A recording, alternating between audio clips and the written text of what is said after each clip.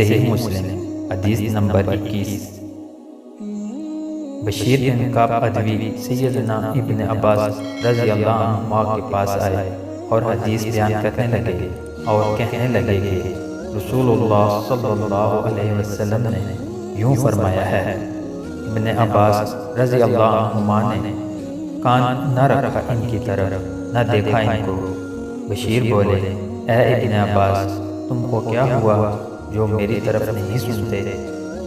میں حدیث بیان کرتا ہوں رسول اللہ صلی اللہ علیہ وسلم سے، اور تم نہیں سنتے۔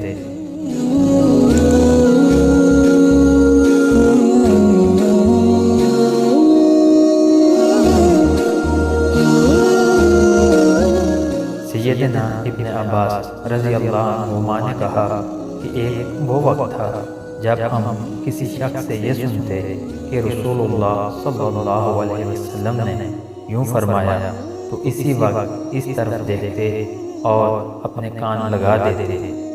پھر جب لوگ بری اور اچھی راہ چلنے لگے، یعنی غلط روایتیں شروع ہو گئیں، تو ہم لوگوں نے سننا چھوڑ دیا، مگر جس حدیث کو ہم پہچانتے ہیں اور ہم کو صحیح معلوم ہوتی ہے تو اس کو سن لیتے ہیں۔